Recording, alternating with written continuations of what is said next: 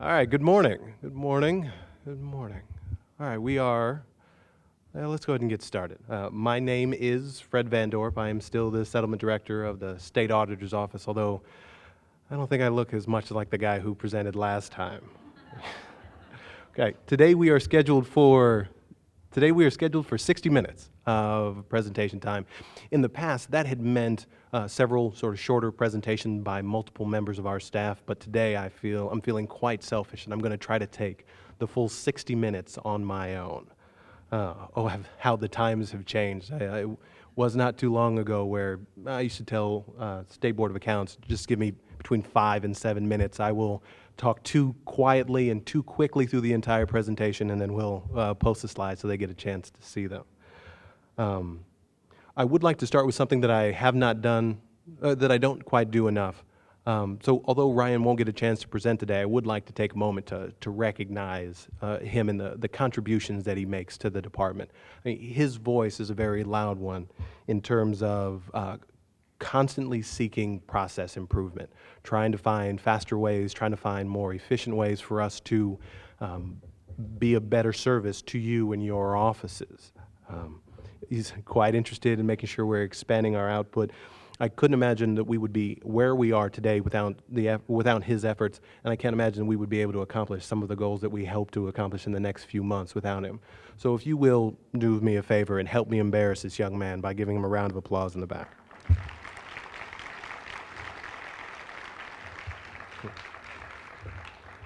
And in fact, the county auditors, if you are here with a member of your staff that is absolutely irreplaceable, it helps you stay sane during those busy months of January, February, March, April, and May. Will you please give them a round of applause also? I mean, absolutely. Where would we be without our staff? Speaking of which, I'd like to formally introduce the newest member of the settlement team. She is in the back. I imagine many of you have met her already. Her name is Zuong.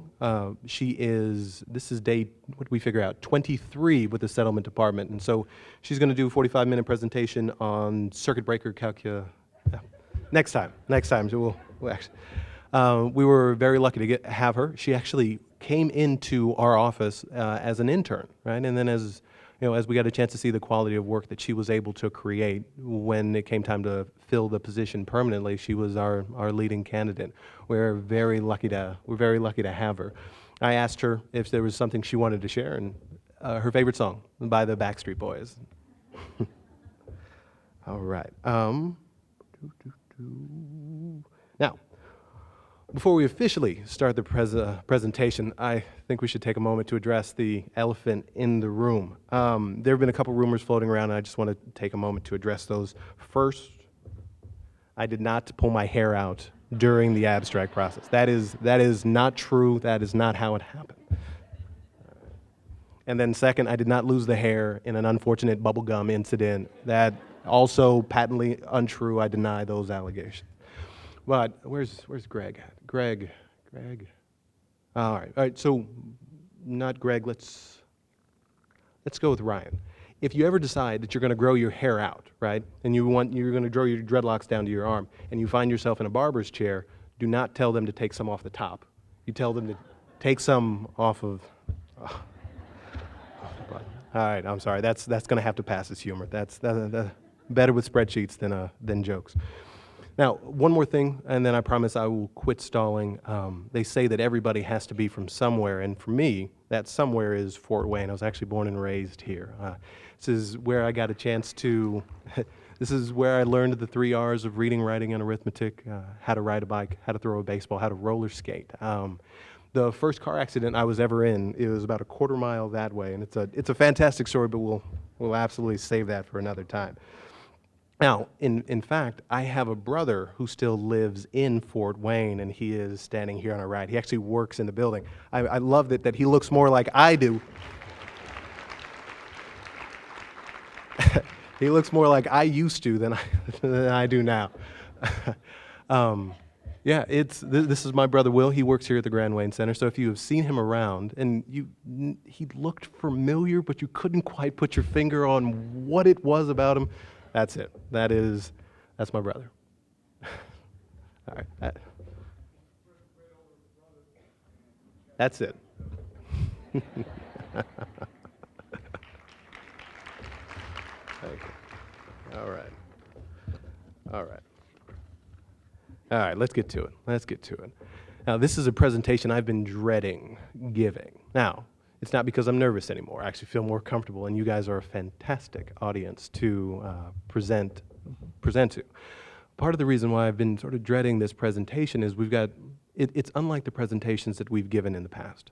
In the past, there's always been a combination of upcoming announcements, upcoming changes, but it's always been sort of balanced off with a specific instruction on settlement or abstracts. And so as we're talking about the future, we're also making sure that we take the time to give you instructions that give you instructions that relate to information that you're going to be using in a much more timely manner, right? So today we're going to be focusing on the future. Now, dreading, might be the wrong word. In theory, I should have given this presentation 2 years ago, right, to give you an idea of the visions that I have for where the office will be going in 6 months and where it'll be going in the following 12. I often joke that if I had infinite time and infinite resources, I could do almost anything. But since we're always working with time constraints, this presentation, I hope, will give you a better perspective of where we think the office is going to be going, or where we're going to be aiming it with the time that we have. Where will we be investing where will we be investing that time? Okay. And so while you are, so every presentation we've given has had a personality, right? Of a common theme that has sort of weaved its way through it, the bond that has linked what are otherwise unrelated topics. As I've been preparing for this one, I have got the feeling that I will be all over the place. I mean, there's going to be a lot of different topics that we'll be discussing. Some of them will have a lot to do with the one before it.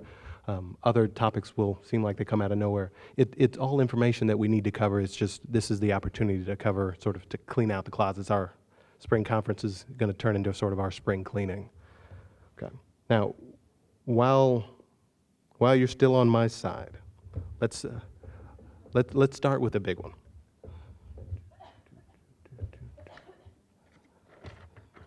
Right. Over the last few years, you've heard me say repeatedly that we've got some pretty sizable projects in the works, some things that we wanted to take a look at that would be designed to not only save us time at the state auditor's office, but also save you time within your offices. And not minutes or hours, but to completely change how we're looking at things so that we can take advantage of maybe saving us days, if not saving us days of time as compared to just the hours.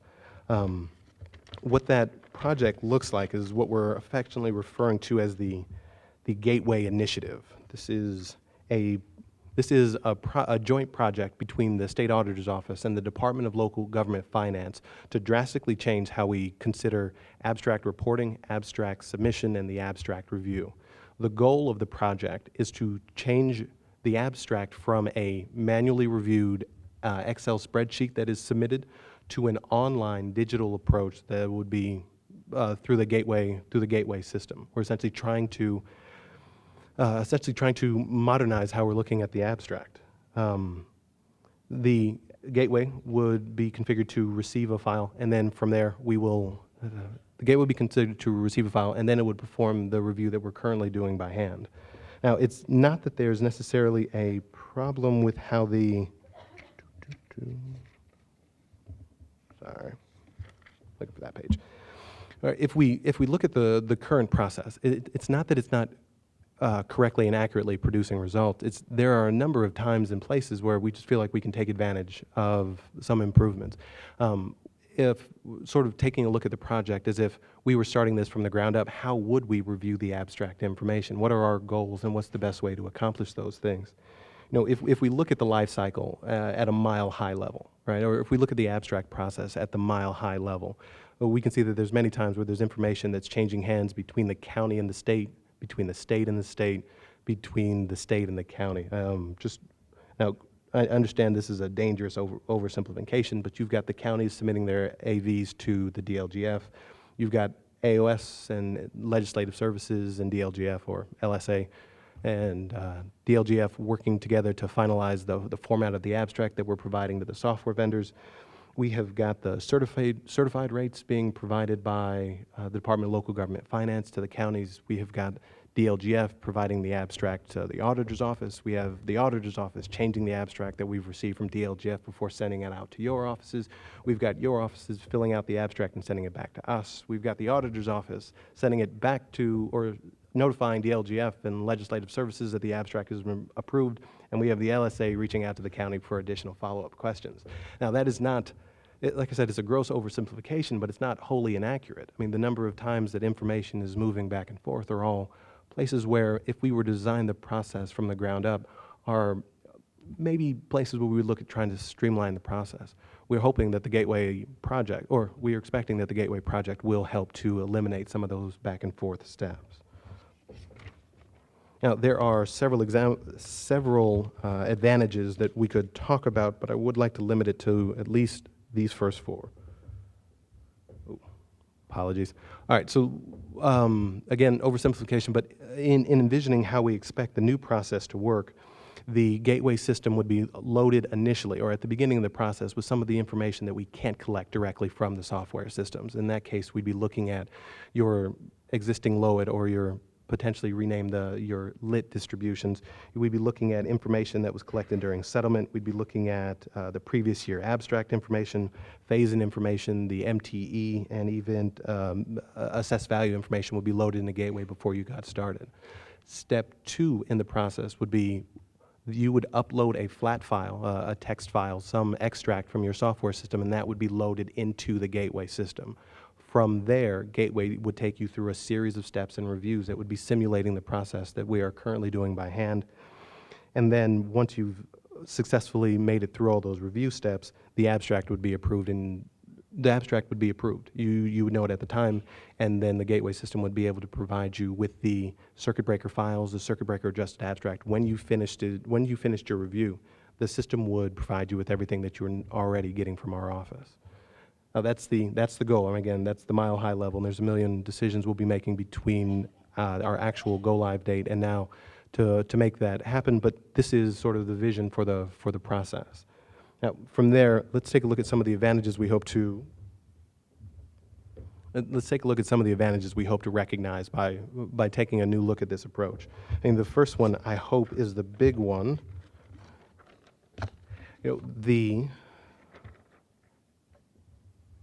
limited data entry. Now, the purpose of the abstract as it exists now, or one of the purposes of the abstract as it exists now, is to give us a preview into your tax and billing system, right? The abstract is designed to show us what you have prior to the tax bills going out.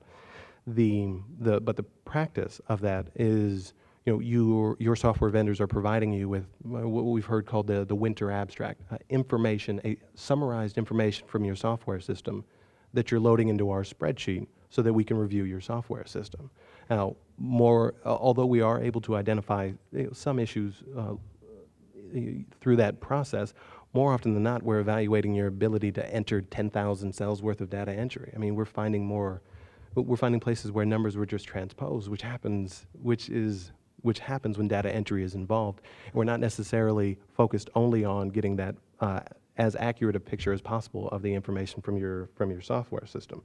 So what we're hoping for is that through this upload process, not only do we get a more accurate picture, but it's not a picture that's designed to evaluate your ability to do data entry, but your ability to make sure that the system contains all the information that it needs. The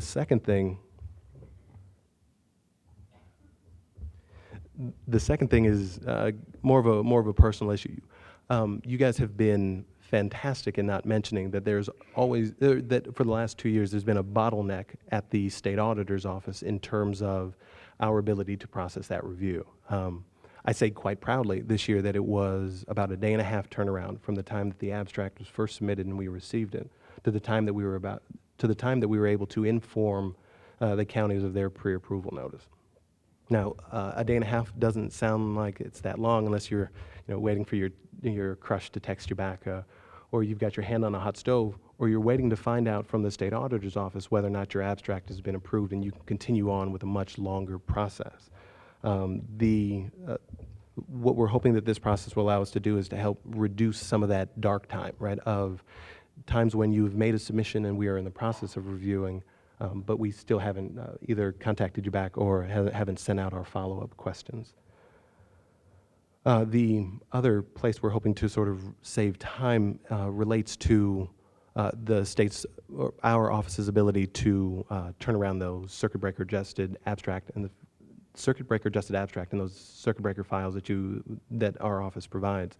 Last year at conference we talked about the improvements that we had made in the process that will hopefully allow us to create those files in real time, right? So that the first person in the list receives their circuit breaker information as soon as they're finished, and that we're not moving closer toward the end of the process where once everybody is through the process, then we go, return back and start working on that circuit breaker information.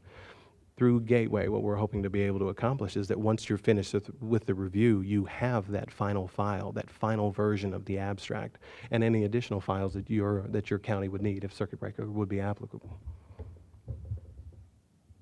Also, so for the bottleneck, it'll always be 92 counties submitting to 2 of us, or now that we have Zhuang, 92 counties submitting to 3 of us, that bottleneck will always exist. With Gateway, you'll be able to submit 24 hours a day. I like the idea of Dan being able to submit his abstract on the weekends with his fuzzy slippers on watching reruns on Netflix, right? Okay. The next one I'd like to talk about, or the next one I'd like to take a look at,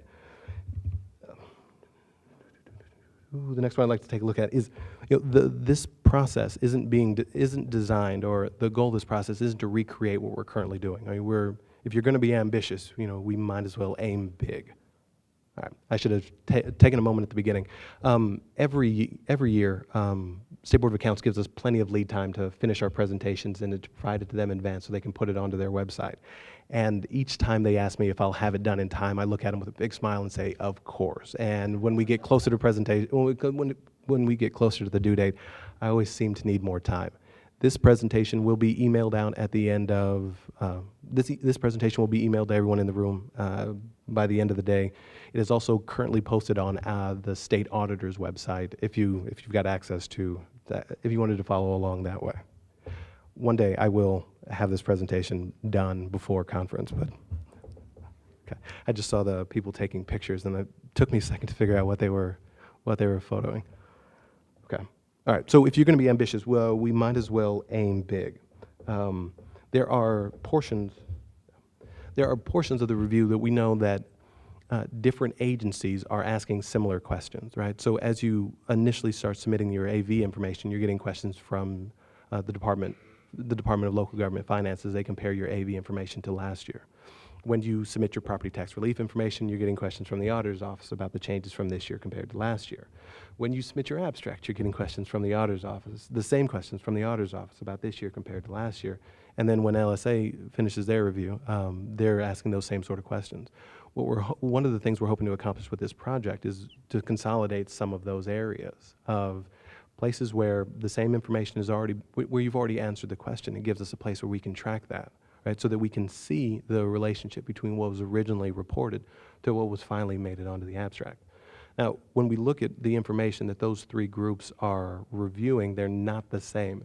And so in an attempt to try to consolidate those areas, probably the largest change in one of the largest changes in the process is what information is actually going to be uploaded into Gateway.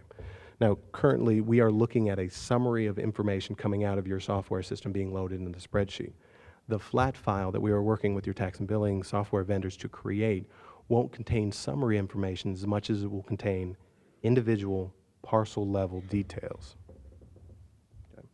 So where we stand, or the plan would be to take that extract from your tax and billing, load that into Gateway, and then once in Gateway, summarize it back to the taxing district level. So we're still able to recreate that same review that we had done, or we were able to recreate some of the aspects of that same review that we had done in the past, but it also gives us the ability to track down the individual detail level that makes it up, right? So now the state will have access to both the detail and the summary file together at once, which you can imagine what ability that would give us in terms of expanding the review to other areas that we previously, where you can imagine what possibilities that gives us in terms of comparing specific instances, right? So instead of asking why a particular taxing district went up, we would then be able to pass questions down of why did this particular parcel change, or where did this particular parcel go, or why did a deduction or an exemption,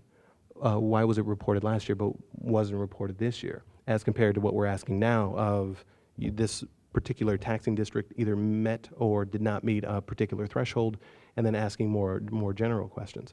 This also gives us the ability to review information that we previously didn't all have in one place. It is very exciting in terms of trying to figure out, once we have that much information, what is the way to review it, to sort of identify any issue that we can prior to those tax bills going out.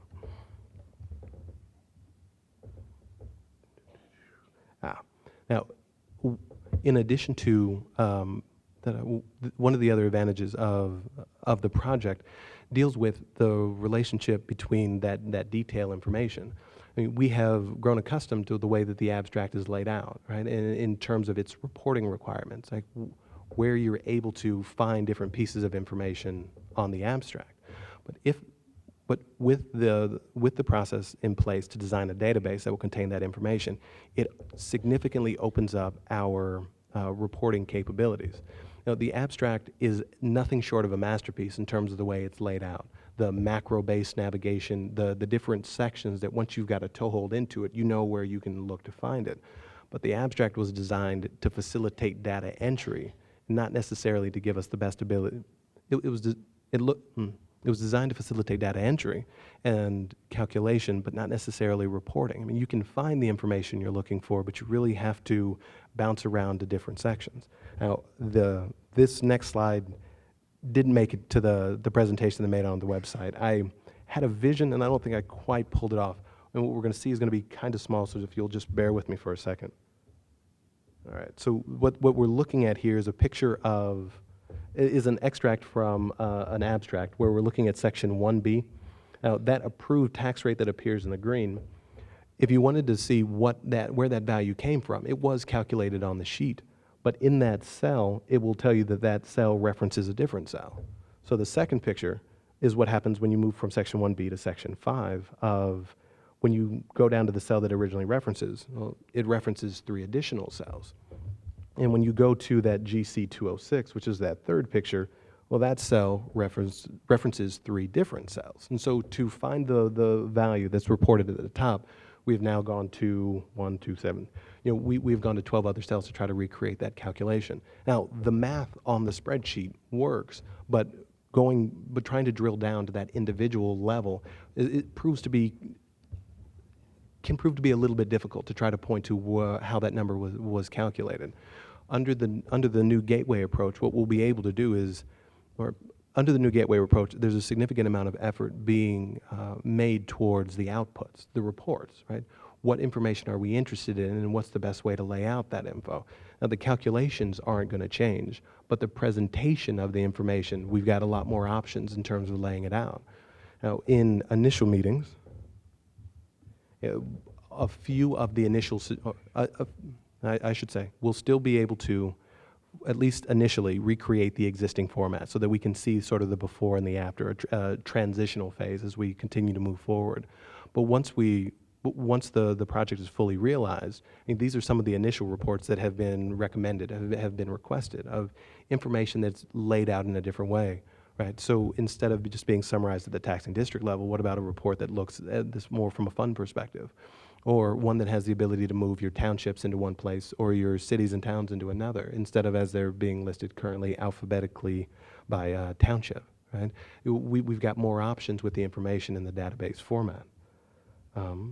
There's also elements that, one of the other things that we're interested in learning more about are reports that could be designed and posted for public view, right? So not just the information that's being used at the county or within county government, but the information that you'll need to present to the taxpayer that's standing at your counter that wants to know where these numbers came from. If we can design a report that can be printed, or can be a canned report, a system-generated report where you just press a button, and what that provides you is the ability to see, or here's where that number came from, or these are where those numbers came from, or historically, here are several different calculations so we can see where this number has came from and what it's looked like historically, would be one of the advantages we're able to see by switching to a process similar to this one. Oh. But in addition to reports, we also have the ability to create these sort of comparisons of the relationship between what was the original assessed value and what ultimately made it onto the abstract, or the impact of a TIF on a taxing district as a whole. I mean, the information all exists on the abstract currently. It's just trying to find a better way to pull that information out so that we can present it in a more useful and usable way. Okay. So again, recapping the goals, we want to absolutely get you out of the data entry business. Now, at the same time that we're moving you out of the data entry business, we will be moving you towards the data review, but it's a much easier place to spend time in reviewing the information than it is to just transfer it from one place to another. Second thing we're hoping to do is eliminate the bottleneck in terms of AOS beginning the review and AOS being able to provide some of the abstract related documents that normally finalize review. Third, coordinating steps between different groups that are interested in abstract related information. 4, expanding our reporting capabilities that relate to abstracts. And then 5, transition our source material from a summary level down to an individual parcel level. Okay, so where are we now? Okay, so this is something that we've been brewing for a while, and back in April, we brought in volunteers from 25 counties just to give them sort of an informal introduction to the process, start listening to some of their questions, some of their concerns, some of their objections, some of their important notes, the information they want to make sure that we don't forget or that we don't overlook or that is definitely included in the process. The next group that we brought in via teleconference were your tax and billing software vendors. They have very strong opinions on what we'll need to do to make this a successful project. In next month, we'll be meeting with State Board of Accounts just to make sure that they've got some input on the process. There will be additional follow-up. There will be additional meetings scheduled with both the software vendors and with county representatives. We want to make sure that you're a partner in this process. I mean, when this is successful, this will be, at some point, it's hard not to look at this as a legacy project. It's not just the time that it'll save your office, but the time it's going to save your successor's successor, right?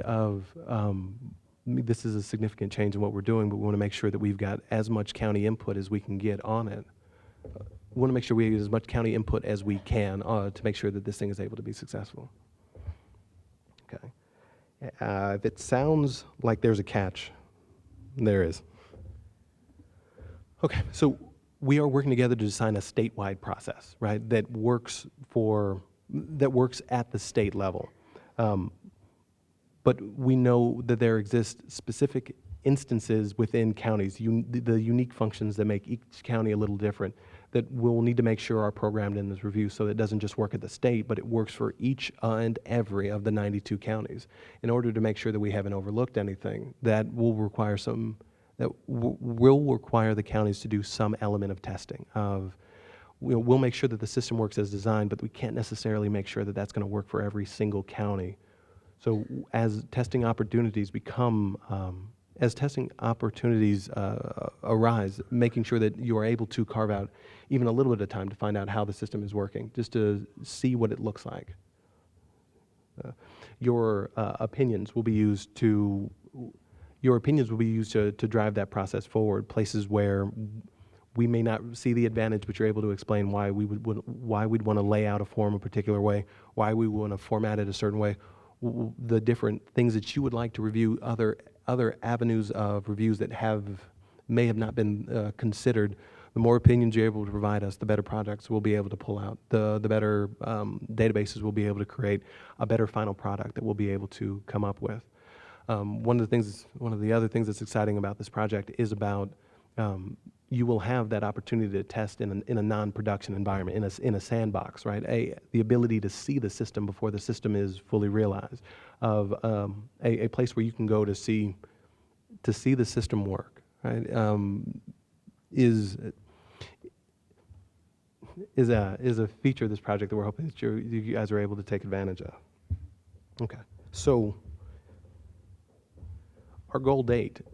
I mean, this is something we've been working on for a couple of months. We've got a summer of meetings and programming ahead of us, but we're hoping this will go live. The expectation is this is going live on January 1st, and so that we're able to immediately start to take advantage of some of the things that I listed before, and not go through another abstract process like the one we went through. Not that it wasn't successful, but there's just a better way to do it. And we're January 1st is our go live date for this to happen. Okay. All right. No, I'm not done yet. I mean, okay. I hope that there are questions about that. That is a huge introduction. There's a lot to consider. The more information that we're able to take from the counties, the better. I mean, if you've got questions or concerns, DLGF and AOS are working on this one. It is a very high priority for us. If you have got a question, there's a good chance someone else in this room has that same question. And if you think that the other person is going to send an email and they think that you're going to send it, either way, the state doesn't find out. If we get the same question more than once, that is perfectly fine. One of the things that we are doing is accumulating those questions and creating a frequently asked questions sort of document that we'll end up posting on our website also, so that you can see some of the questions that we've seen so far. But it starts with our ability to collect as much information from you as you're willing to share. So please, as always, don't be shy. Okay. Now, time for something completely different. Sticking with something that's abstract related. For the second consecutive conference, we are in a position where we are presenting in front of you, but you still haven't received the hard copy of the abstract that normally could have come out a month and a half ago. In this case, we didn't quite forget, as much as we have been planning a pivot of sorts. This year, the state will not be printing 184 cover sheets, 184 abstracts, 184 June settlement Form 105s, or 184 December 105s.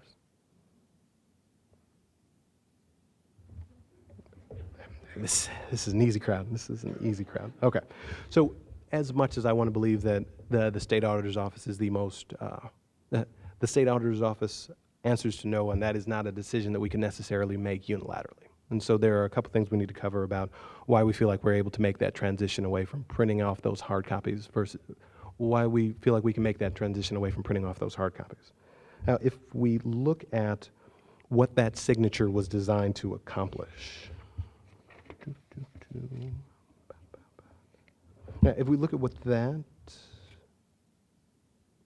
signature was designed to accomplish. Let me back up. Quick show of hands. After you receive the abstract, after you've printed it, how many people still use the abstract after that point?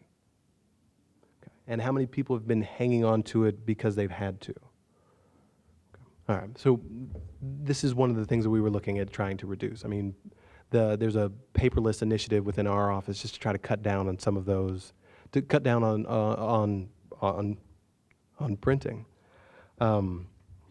If we look at that cover sheet, if we look at that final page, right, of why we had printed off in the past, there were two things that we were trying to accomplish, or two separate goals that we had there. The first one,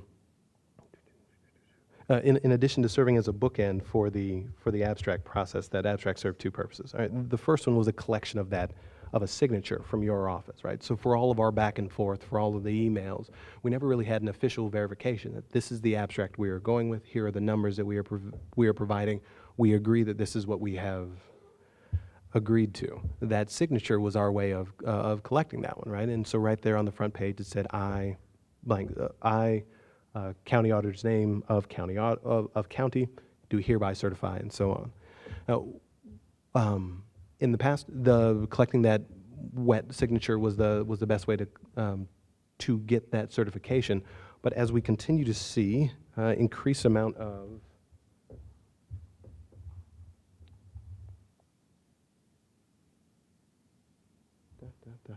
we see more electronic and digital signatures being used. Now, what I've posted here is a link to the State Board of Accounts website. There's a lot of information that they've posted about both digital and electronic signatures. It's some of their strengths, some of their weaknesses, some of their questions and concerns. There's a lot of information that they've posted. The next few slides are going to cover, at least briefly, some of their concerns. Now, but I encourage you to, if you have any questions, to refer to that link or please let us know. Now, as State Board has posted, there are three separate groups that they look at in terms of electronic. The first one is this digital signature, which is not applicable to what we're looking for, but I wanted to put onto a slide because it contains the words asymmetric cryptosystem, which I had to look up. Yeah, that is, when you see that portion of what State Board has posted, that is not applicable to what we're looking. The second one they have listed as a digitized signature, which again is probably what we're most familiar with when you go to the grocery store, when you go to Starbucks and they have you sign the electronic capture machine. That's what they're referring to as a digitized signature. It's the third one on that page of the electronic signature. It's the third one on that page. That electronic signature is the one that we're most interested in. And what they have described that as is a checkbox, a sound, or some other means of noting that you have read the following passage, serving as an official signature for your office. It's the top one of that clicking an OK on the screen that we'd be leaning toward, and not the retina scan or the fingerprint scan. One of the other opinions the State Board has on their site about the electronic signature deals with the fact that the electronic signature needs to be created in such a way that it is comparable to the information that had been covered in the past. And so what you'll see from an electronic policy is that when we send that out, the language, the form, the layout is comparable to what had previously been signed by your office. But instead of sending you the form so that you can sign it and mail it back, it'll just be a checkbox and a couple of fields that you'll need to update in order to send that information to us. So this is just a sample. The memo that we'll be sending out following conference will contain the actual document itself, but I wanted you to see sort of the general language and format of what that electronic signature will attempt to capture. Okay. Now, so step one was capturing that signature. The second the second thing that we were doing with the abstract, once we received it, dealt with the Indiana Archives and Record Administration. But as they are not here, I think I will refer to them in using their old name of, they'll have to forgive me if I call them public records. Right, so after the abstract was returned to us, on our retention schedule, we would send those hard copies, including the signature, to public records, so for record retention purposes. One of their key concerns as we started looking at switching to this electronic format was redundancy, right, of the idea of a single catastrophic event ruining or destroying the only copy of the abstract or any file that they had previously kept. But what we have been able to explain to them and negotiate with them is that the abstract will still exist in multiple places, right? The counties will still have an electronic version. The state will have an electronic version, and then annually we'll be able to provide public records with their electronic version. So we're able to recreate the redundancy that they are looking for, but we'll just be creating in an electronic means. That should not be construed as the state auditor's office giving you the green light to destroy any documents. If you have a current record retention schedule, either with public records or with State Board of Accounts, would ask you to continue to adhere to that schedule. Just letting you know that wanted to share the idea that you wouldn't necessarily be receiving another abstract from us for this year. Also, this has no impact on the county's ability to print their own hard copy of the abstract for record retention. It's just more the auditor's office moving away from that responsibility. Now, it is late May, and I am changing the rules of a game that we have already started. And so if your county is still requesting, if your county would still like a hard copy of the abstract for this year, we're more than happy to accommodate that one. After settlements, we'll end up sending out a survey of would you prefer that the state auditor provides you one, or are you perfectly happy with the electronic version that you have currently?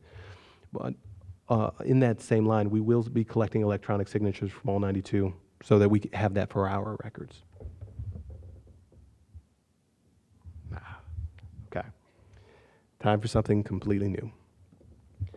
So did you know that the state has been set up to receive payments from the counties electronically? This is the first presentation that I actually gave to this group, was about the state trying to transition away from receiving paper checks to moving us more towards receiving the money from the counties electronically. Last June received 286 checks from the counties, and that's not the office. I mean, that was Ryan opening envelopes and taking out the checks to deposit the money. Okay, so you guys giggle, and I was hoping you would. I mean, we've given this presentation enough that I imagine I could probably fly through these next couple slides. But there's a pretty significant difference between this version and the versions we've given in the past, and that is the word voluntary. The state will now be, on July 1st, the state will be enacting an official electronic remittance policy that we'll be asking the counties to adhere to. Still quiet. You guys are too nice. Too nice. Expecting a few more fireworks with that one. Okay. All right. Let me just catch up a little bit. Okay. That new policy has already been posted on our website. It's out there now. Following conference, we will end up sending out memos that will contain this information so that you have both. We'll end up sending out memos so that you have the official policy written down, including links to where we're posting this on our site. I think I got my first walkout.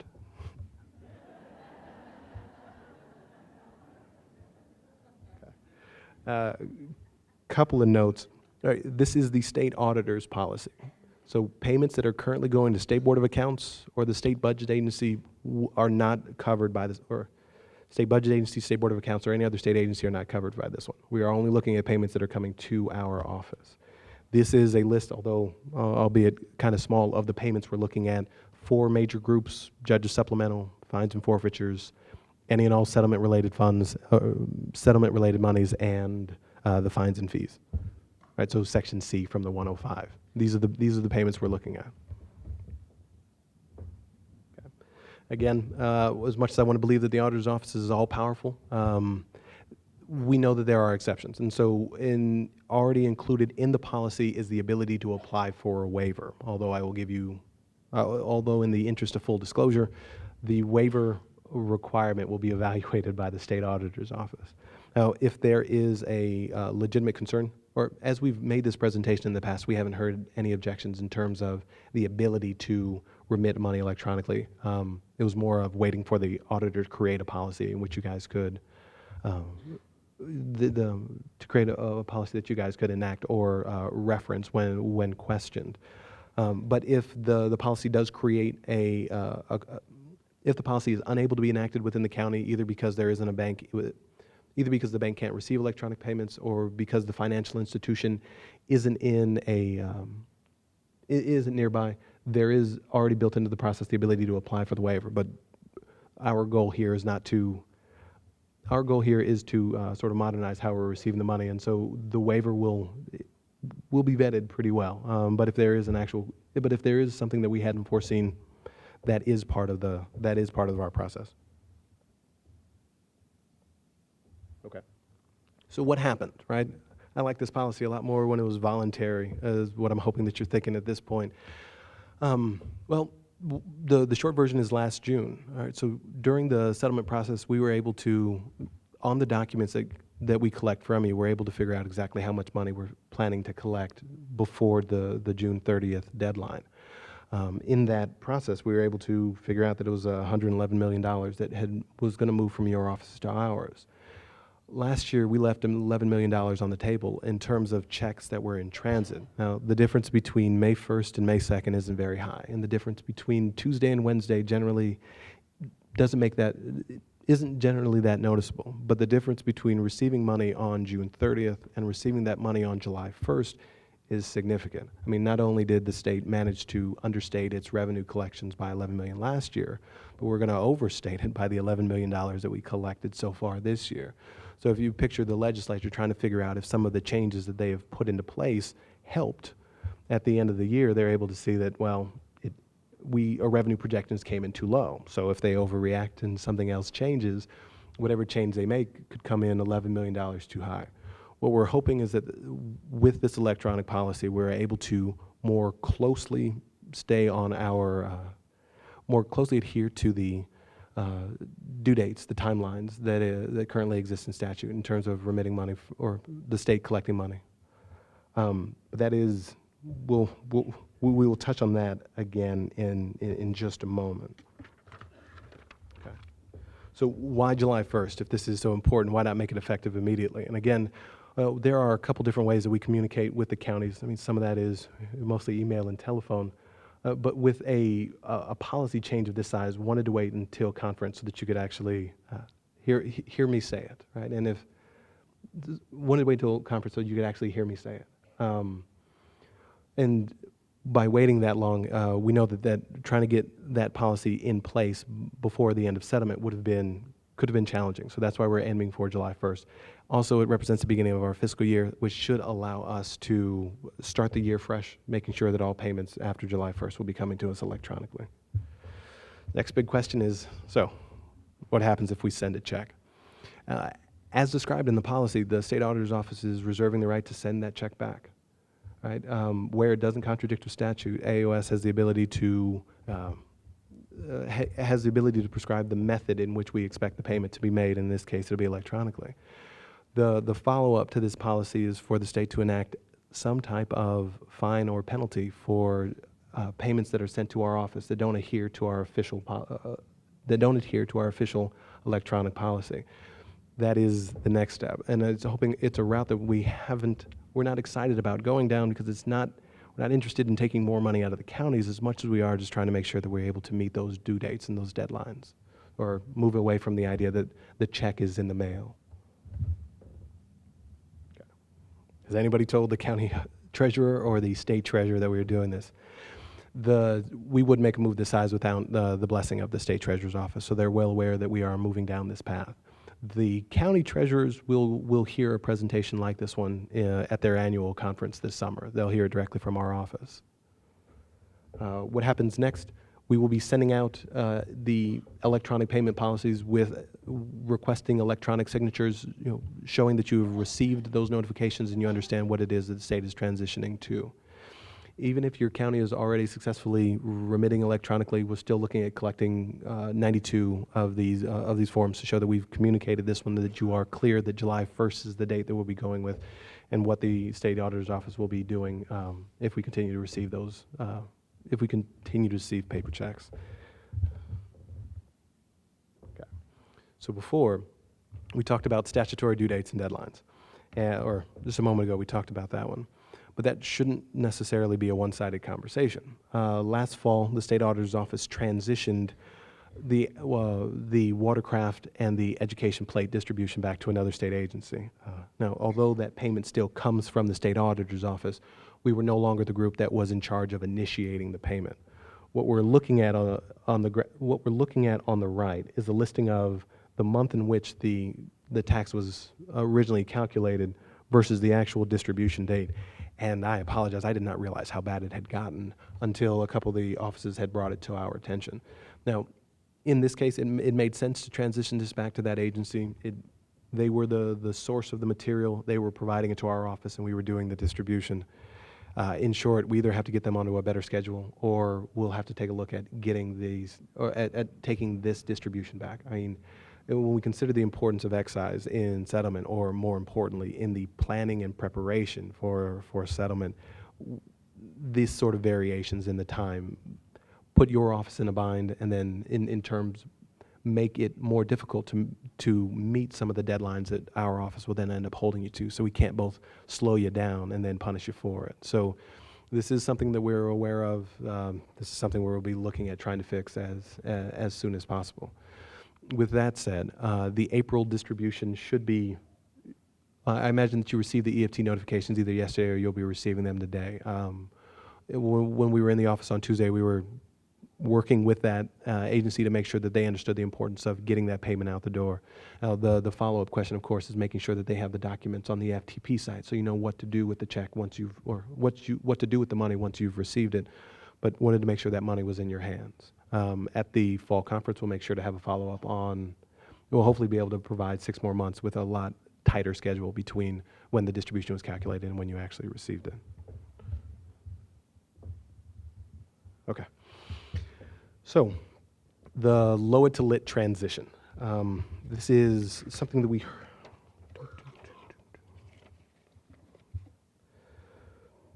This is a pretty sizable change from how we handled the local option income tax from last year. We know that there's some changes coming on January 1st that will change the way that we talk about it, the way we receive it, the way we distribute it. The process is going to be completely overhauled, and I would love to present on all those changes today, but that is not the focus of this particular part of the presentation. I have included a link to a presentation given by DLGF that contains a lot of fantastic information. It is the presentation that Courtney gave at the regional meetings. If you hadn't had a chance to review it, there's a lot of good information for understanding what the change is. The ball is in the state's court to provide you with as much information as possible to make that transition a success. But today I wanted to focus on something related to, but not exactly that the upcoming change. So last month, we created a survey. We were looking at collecting the fund balances for these particular funds. Both the fund number and the fund name are taken directly from State Board of Accounts Chart of Accounts. The idea here is that the State Auditor's Office on January 1st and on July 1st is able to predict the balances that are in those particular funds based on a combination of what happened during settlement, what happened during settlement, how much money we distributed. We should be able to guess pretty easily what those fund balances were. The goal here was for the state to try to identify areas where the goal of the survey was to try to collect as much information as we could in order to create some sort of cleanup project as we were preparing for the transition. But unfortunately, what we saw on the results was that creating that cleanup project was going to prove to be a little bit more difficult than originally. Creating that project was going to be a little bit more difficult than we originally thought. There are a number of issues that we identified, including instances where the fund number was correct, but it has since been renamed, right? So the county had Fund 7311, but the name on the fund was Seated Homestead.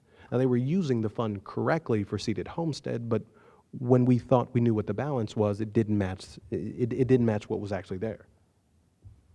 Other instances we saw where the fund number and the name were correct, but the fund was just repurposed for another meaning. And again, the fund itself was being used correctly. It wasn't that the balance was incorrect. It was just that the money that they had in there wasn't the money that we expected to be in that fund.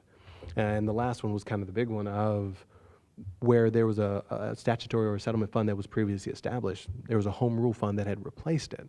And so as we would have tried to design a project that would move funds from bucket A to bucket B, we found what we saw was that those instructions that we would have provided you would have taken you to a place that we wouldn't have expected. Okay. So the point here is on July 1st, one of the things that you are going to see from our office is an increased interest in the fund and the fund name that you are either receiving money, that you are either receiving money from the state or sending money to the state from. Now, in no means should this be considered an audit.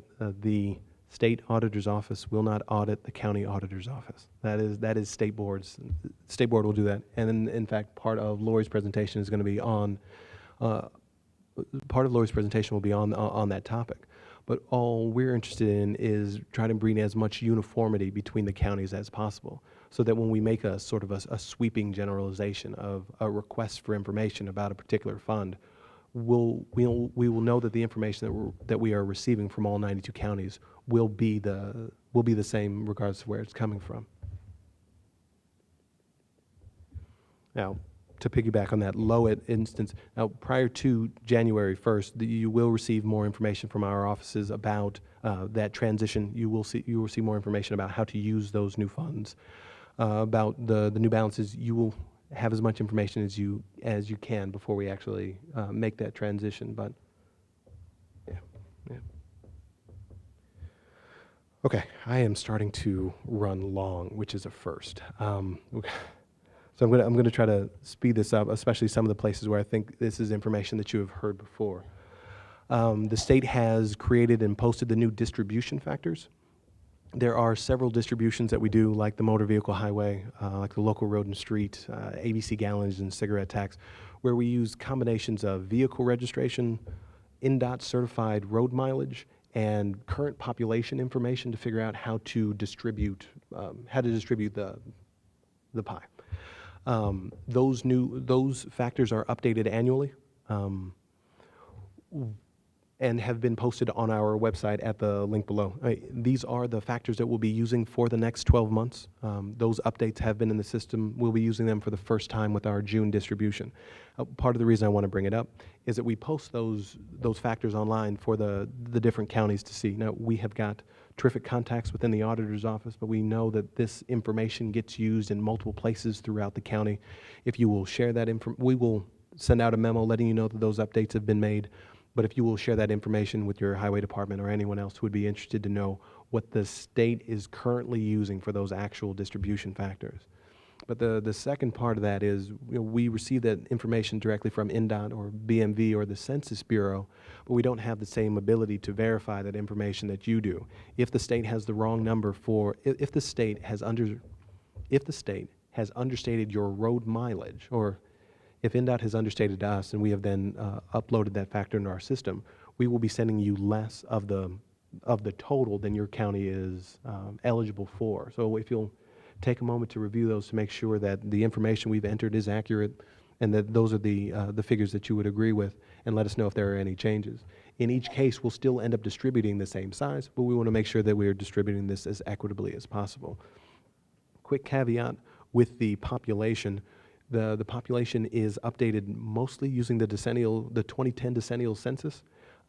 Updates to population are the updates to the population that we have changed here will only include the official recognized population changes from the Census Bureau. Otherwise, we'll still be using those 2010 figures until the 2020 figures come out. So if you feel like your population has been changed, but it hasn't officially been recognized by the census, know that we're using that information directly from the census. Now, another document that we have not posted yet, but it is our goal to post as soon as it is available, is the budget revenue estimates. You heard DLGF talk about it yesterday, that those estimates will become of increasing importance over the next few months. To be honest with you, last year, these kind of snuck up on us, so we wanted to let you know that we have begun our calculations, and as soon as we process the LRS and the MVH on June 1st, we should be able to put the final touches on the last few projections, and then we'll send out another memo letting you know that that information is available. Same as before, we've got terrific contacts within the county auditor's office, but we know that there's a lot more people within the county who actually use that information. When you receive it, if you'll pass it along to anybody else who would be interested. Okay, last few slides.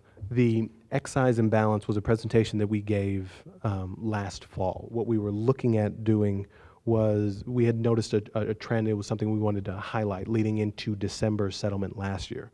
A quick recap. The presentation was designed that excise should exist on a closed loop. All the money that flows in matches the money that flows out.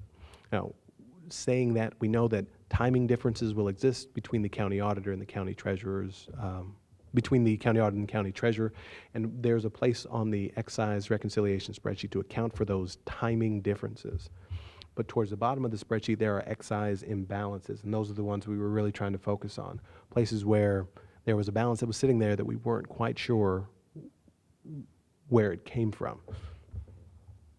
Now, following the June settlement last year, we were looking at 15% of counties that had about $1 million in this, that had about $1 million of these excise imbalances.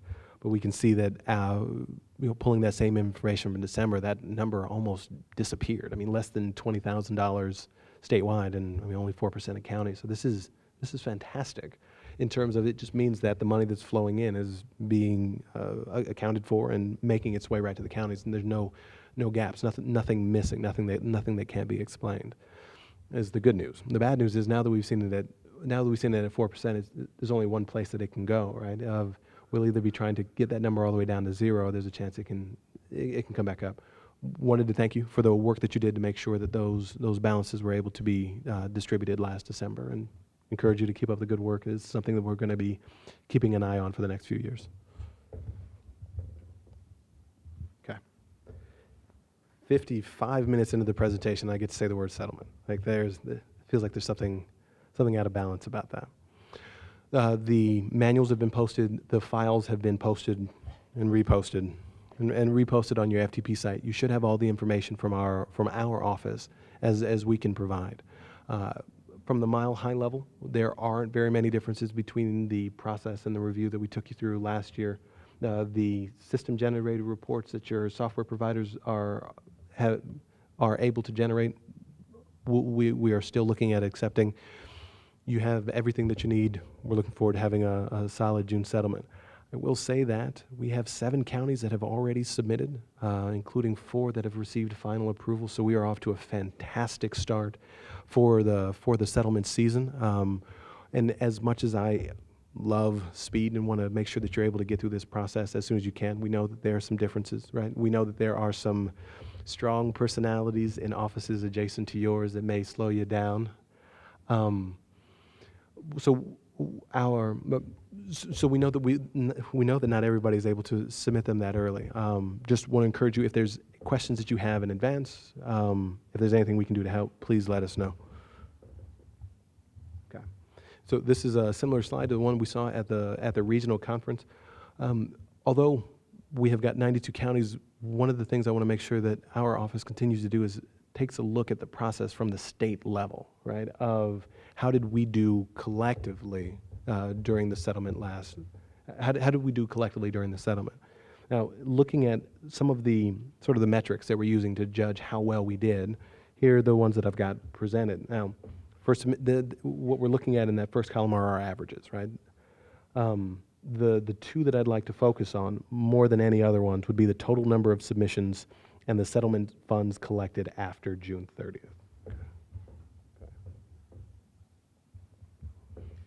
Now, what we had last year was 217 submissions to get 92 approvals. So, a little bit more than 2 1/3 per county in order to get you all the way through the process. What I'd like to do, or what I'd like to aim for, is getting that number down to 183 or 183 and a half, which would mean that as a group, we'd be doing less than 2 submissions in order to get you from what you had originally presented to us to that pre-approval status.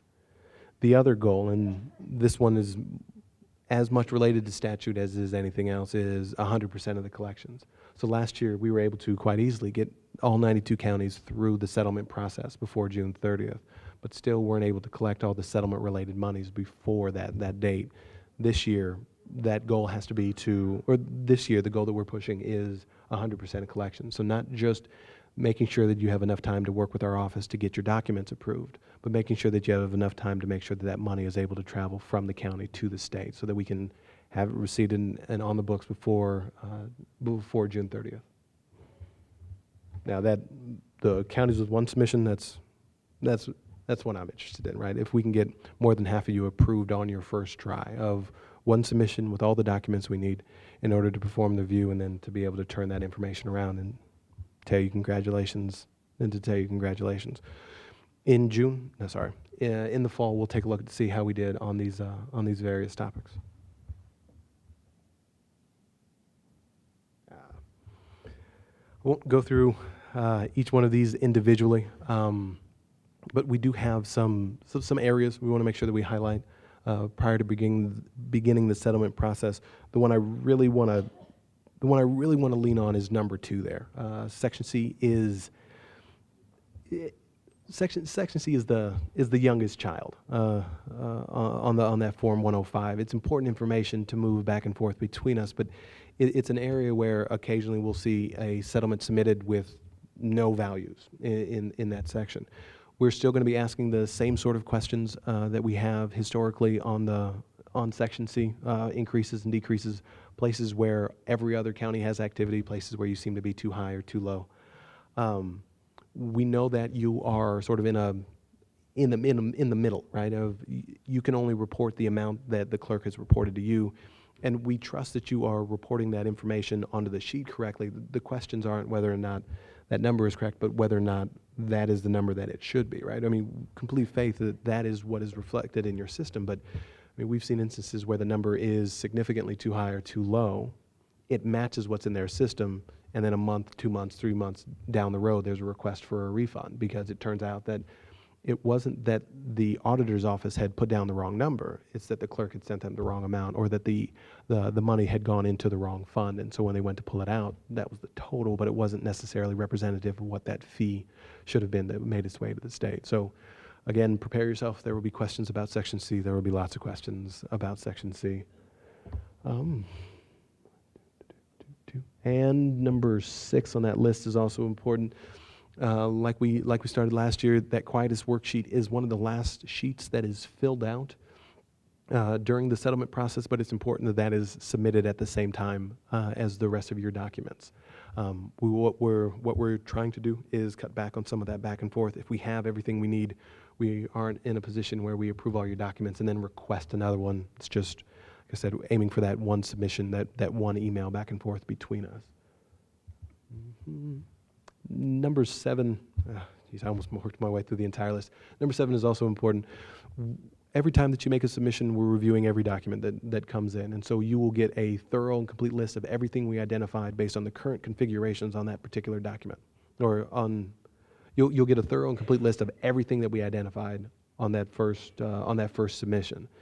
The issue that we ran into in both June and December would be that if one document is changed and then sent back in, there needs to be, make sure that you take a look to make sure that other information hadn't been, right? So a change on one document may lead to change on other documents that we hadn't previously identified. So you make the one change that we bring to your attention, but by bringing that into balance, we might be moving something else out of balance. So know that on the email that you're receiving from us, it's gonna contain a lot of info, but that after you've made those corrections, that anything else hadn't changed, or we'll end up going through a couple series of back and forths before we're able to get you to that pre-approval status.